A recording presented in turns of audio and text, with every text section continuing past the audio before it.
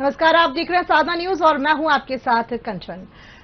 डेलनपुर बालाजी धाम के प्राण प्रतिष्ठा महोत्सव में शामिल हुए हैं सीएम डॉक्टर मोहन यादव।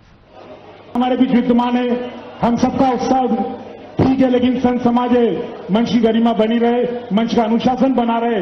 हम सबकी के रूप में इस प्रदेश के गौरव माननीय मुख्यमंत्री मोहन जी यादव, कर्नाटक के राज्यपाल, महामहिम बहुत सहयोग है। मैं इस अवसर पर ज्यादा समय नहीं लेते हुए एक निवेदन जरूर करूंगा कि आज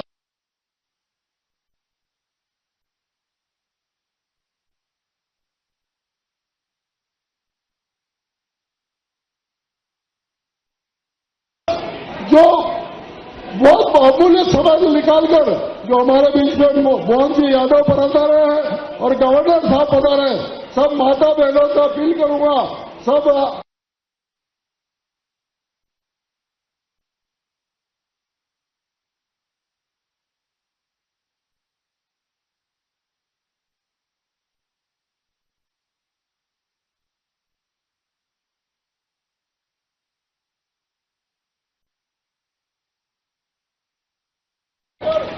माननीय मुख्यमंत्री जी का पुरजोर स्वागत से अभिवादन करें। साथ में मैं एक अनुरोध और करना चाहूंगा। मैं हमारे सांसद जी ने सांसद निधि से 25 लाख रुपए का अपना समय हमारे लिए निकाला। आदरणीय मुख्यमंत्री जी कृपया पाएं और हम सबको इस धर्म सभा को संबोधित करें। आदरणीय मुख्यमंत्री आप सब कर्तव्य भरी से माननीय मुख्यमंत्री का अभिनंदन करें, स्वागत करें। बोले प्रभु रामचंद्र महाराज की, डेलनपुर वाले हनुमान जी महाराज की, गोपाल कृष्ण भगवान की।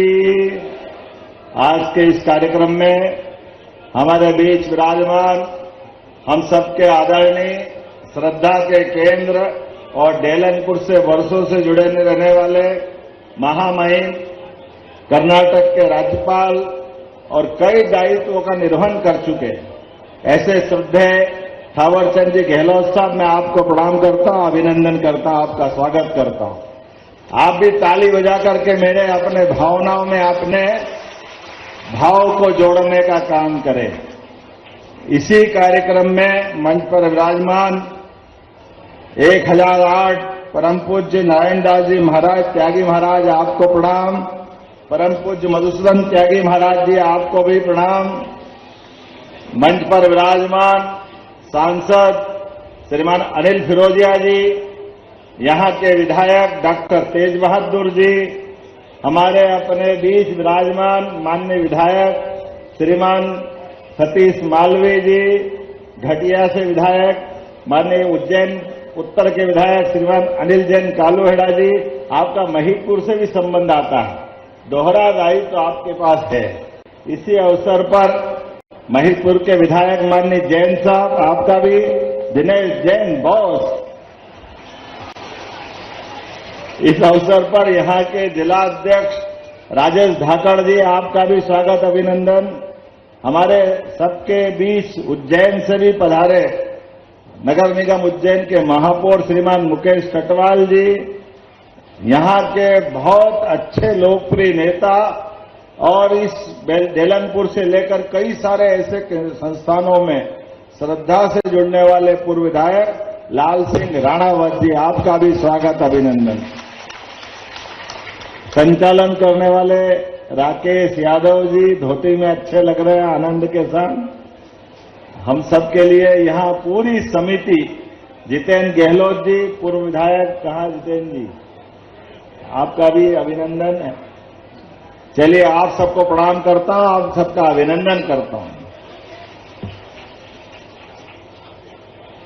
हनुमान जी के जीवन में वो भगवान राम के राम दरबार की प्राण प्रतिष्ठा के अवसर पर यहां डेलनपुर भगवान का जो देवस्थान है, मुझे मालूम है कई साल पहले मैंने राजेश धाकड़ जी से पूछा कि डेलनपुर वाले हनुमान जी महाराज की विशेषता क्या है, उनके अपने पूजा पाठ, उनके श्रृंगार को लेकर के। तो राजेश धाकड़ जी ने कहा कि डेलनपुर का मैं मंदिर तो गया, लेकिन मैं विशेषता नहीं बता सकता। हमने कहा जरा गौर से देखना, भगवान को रोज चोला चढ़ता है, ये ढेलनपुर भगवान की अपने आप में महिमा है। हमारे लिए परमात्मा की कृपा से देवताओं में देवता, वैसे तो भगवान राम का जीवन हर एक व्यक्ति के जीवन में 17 लाख साल हो गए भगवान को, राम को धरती पे अवतरित हुए हुए। 5000 साल पहले भगवान कृष्ण का जीवन उनका अपना गौरवशाली अतीत रहा, लेकिन ये देवताओं ने अपने जीवन के रिश्तों को निभाना सीखा। मानवता के मूल्यों के साथ जीवन में किस प्रकार से जीवन जिया जाता है। त्याग की मूर्ति भगवान श्री राम, आदर्श पुत्र भगवान श्री राम, आदर्श पिता भगवान श्री राम, अपने भाइयों के बीच आदर्श भाई भगवान श्री राम। प्रयाजी महाराज जी, आपका भी प्रणाम, जोरदार अभिनंदन महाराज जी के लिए भी। कितने प्रकार से अपन भगवान राम को देखो, उनके जीवन के एक एक रिश्ते को देखो, उनके सगे संबंधियों को देखो, तभी तो हम सबकी इच्छा होती है एक परिवार हो तो भगवान श्री राम जैसा परिवार हो, राम राज जैसी सरकार हो हमारे सबके मन में, ये भाव आता है। और हमारा सौभाग्य है आज हनुमान जी के दरबार में, हनुमान जी के जीवन के भी कैसे कैसे अनुभव है। जहां भगवान राम के जीवन में कोई बात की कमी हो, ये हमको भी सबको सीखने लायक है, समझने लायक है। और भगवान हनुमान जी के लिए हनुमान चालीसा तो सब पढ़ते हैं, लेकिन अष्ट सिद्धि नौ रिद्धि के दाता, तो अष्ट सिद्धि कौन कौन सी है सतीश जी? अष्ट सिद्धि कौन कौन सी है? अष्ट सिद्धि नौ रिद्धि के दाता, चलो मैं बता देता हूं। अणिमा पहली सिद्धि, जिसके आधार पर वो अपने शरीर को सूक्ष्म कर लेते हैं। दूसरी महिमा, अत्यंत विशाल शरीर का धारण कर लेते हैं। तीसरी गरिमा, बहुत भारी शरीर कर सकते हैं। चौथी लघुमा, अत्यंत हल्का हो जाने का उनका शरीर का भाव रहता है। पांचवी प्राप्ति, इच्छित वस्तुओं की प्राप्ति से हम प्राप्ति समझते हैं। प्राकंब्य, मन की इच्छा को पूर्ण करने की ताकत, ये उनकी शक्ति है। इसी आधार पर ईशित्व, शासन पर नियंत्रण की शक्ति भगवान हनुमान जी की एक सिद्धि है। हमारे बीच वंशित्व, दूसरों को प्रभाव में करने की ताकत, ये उनकी अष्ट सिद्धि है। और ऐसी 9 निधि, जो निधियों को अगर लोग समझते हैं तो महापद्म, पद्म, शंख, मकर, कच्छप, मुकुंद, कुंद, नील और आखिरी में खर्च। लेकिन इनको समझने के लिए आज के दौर से अगर देखें तो हमको ध्यान में आएगा अपने जीवन में सभी प्रकार की विनम्रता को धारण करते हुए सुख समृद्धि और शांति के लिए जीवन के पराक्रम पुरुषार्थ के बलबूते पर अपने जीवन के उत्कर्ष के लिए जो व्यक्ति जीवन जीता है, उस जीवन जीने में जो आत्म संयम रखता है, अपने जीवन के लक्ष्य से जीवन के वर्तमान के दायित्वों के साथ साथ परमात्मा से संबंध जोड़ता है, असली में निधि तो वही है।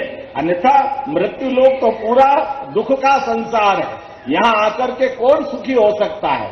लेकिन मृत्यु लोक में आकर के जीवन जीने का मौका भी मिले तो हनुमान जी जैसी युक्ति बुद्धि वाला आदमी भी चाहिए। भगवान राम भी मिल गए तो भगवान राम को सीधे सीधे हनुमान जी ने एक तरह से उनकी भी परीक्षा ले ली। हनुमान जी ने पूछ भारी करके भगवान राम को भी एहसास कराया कि आपका भक्त भी पक्के वाला है, लेकिन भगवान आप भी कृपा करो तो ढंग से ही करो। और भगवान हनुमान जी के जीवन के तो इतने सारे रहस्य हैं, एक एक रहस्य की बात अगर देखो तो सच में उनके जीवन का प्रत्येक क्षण अपने भगवान श्री राम के लिए, भगवान राम को उस कठिन काल में जब वो माता सीता को ढूंढने के लिए निकले, ऐसे में उनकी मदद के लिए सुग्रीव से मिलाने का काम अगर किसी ने किया, हनुमान जी ने किया। भगवान राम को अपनी सेना सहित समुद्र के किनारे बैठे और माता सीता का पता बताने के लिए, लंका पार करने का, अगर ये कोई मामूली बात नहीं, बोलने के लिए तो मैं बहुत देर तक बोल सकता हूं, लेकिन राम रावण के युद्ध में भी अपनी स्थिति को ये हम सबके लिए सीखने लायक।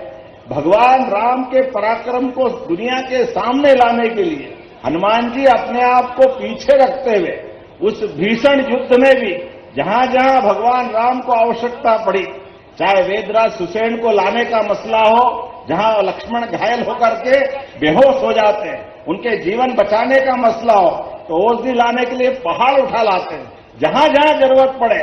और जब भगवान राम ने रावण को मारने के बाद, विजय प्राप्त करने के बाद भगवान को अति शीघ्र अयोध्या पहुंचना था, और ऐसे अयोध्या पहुंचने में वो विमान, आज भी विमान टेक्नोलॉजी के लिए आधुनिक दृष्टि से नई आज टेक्नोलॉजी ऐसी बनी नहीं है कि जो विमान विश्वकर्मा भगवान ने बनाया था, उस विमान की विशेषता थी जितने यात्री बिठाओ उतना वो बड़ा हो जाता था, और जितने यात्री के अंदर आ जाए उनको सबको समा लेता था। लेकिन विश्वकर्मा जी ने अपनी बुद्धि से बनाते बनाते एक चीज और जोड़ दी थी। उनने कहा जितने भी बैठेंगे लेकिन एक सीट फिर भी खाली रह जाएगी। अब ये उनने अपने अहंकार को भी पाल लिया। ऐसे में हनुमान जी तो जहां अहंकार उसका अपने आप में, अगर अगला कोई शिकार करने का मौका मिले तो विनम्रता से हनुमान जी ऐसे सारे मसलों का समाधान निकालते हैं। उन्होंने उस विमान में बैठने के बाद जब विश्वकर्मा सहित सब लोगों ने बताया कि ये ऐसा विमान है कि सब लोग बैठ जाए, फिर भी एक सीट खाली, हनुमान जी ने कहा ठीक है देखते हैं। देखने के बाद बैठे, बैठने के बाद विमान उड़ने लगा। तो उन्होंने कहा ये विमान का तो प्लानिंग फेल हो गया। बोले क्यों? बोले जितने लोग बैठ जाएं फिर भी एक सीट खाली रहेगी।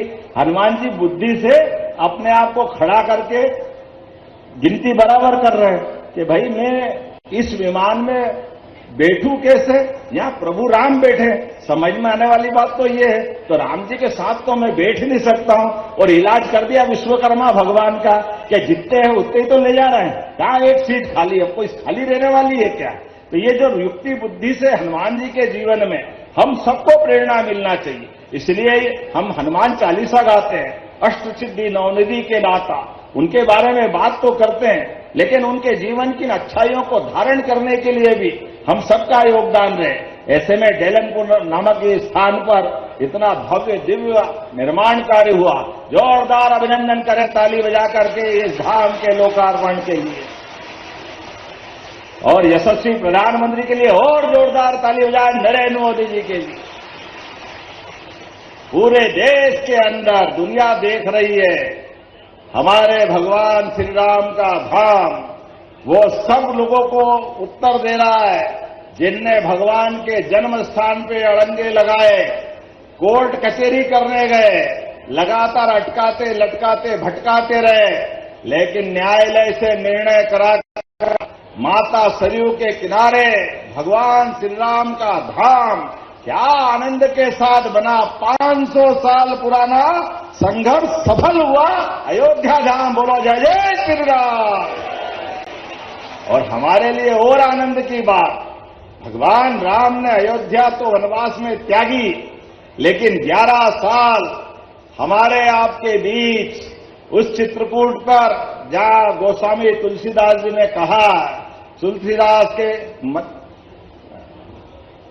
चित्रकूट के घाट पर भई संतन की भीड़, तुलसीदास चंदन घिसे तिलक देत रघुवीर।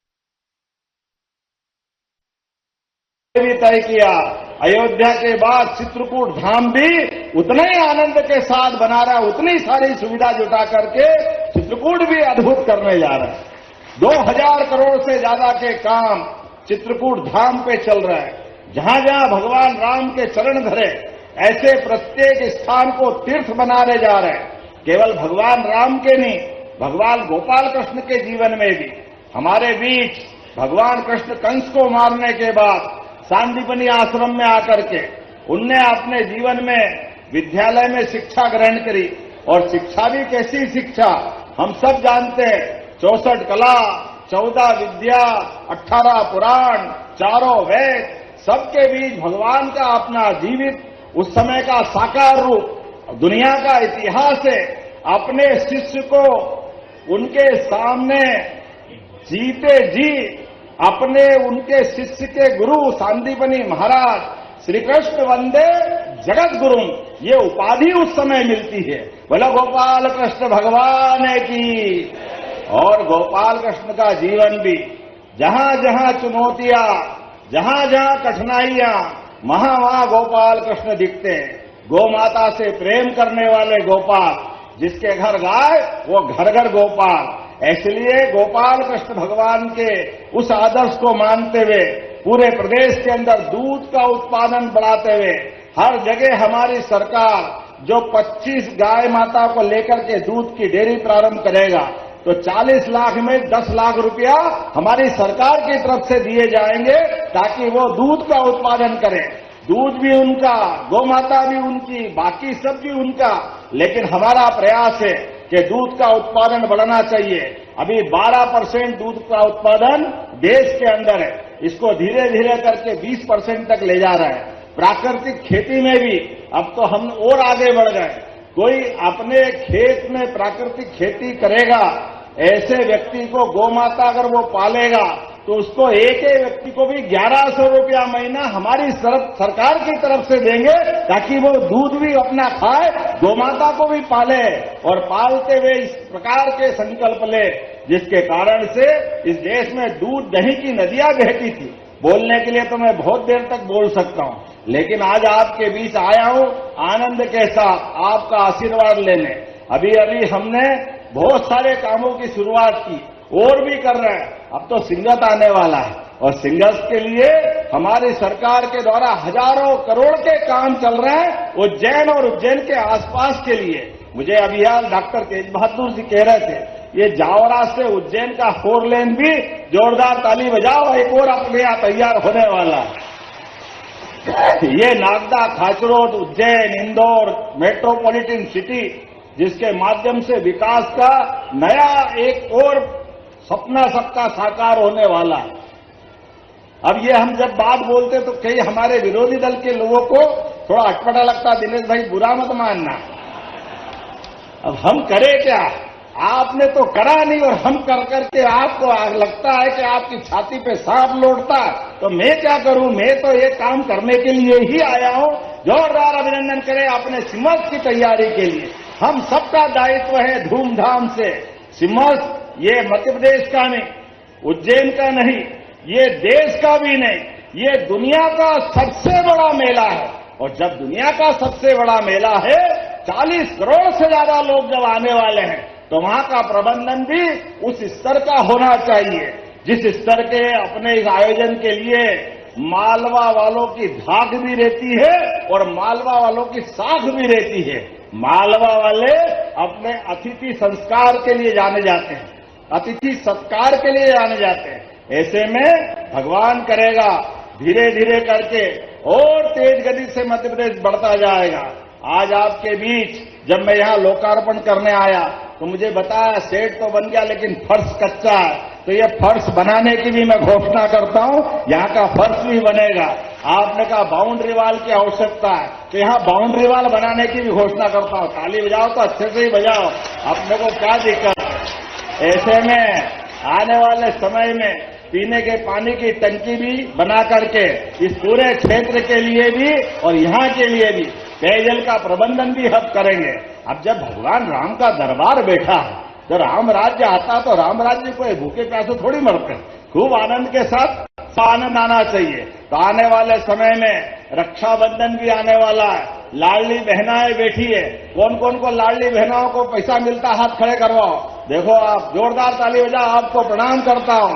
ये हमारी बहनों के प्रति प्रतिबद्धता है। और केवल लाडली बहना नहीं, किसान भाइयों के लिए भी किसान सम्मान निधि किस किस को मिलती है, हाथ खड़े करो। आपके बीच में से भी आपके लिए भी ये साल तो हमने किसान कल्याण वर्ष के रूप में मनाया है। इस किसान कल्याण वर्ष के आधार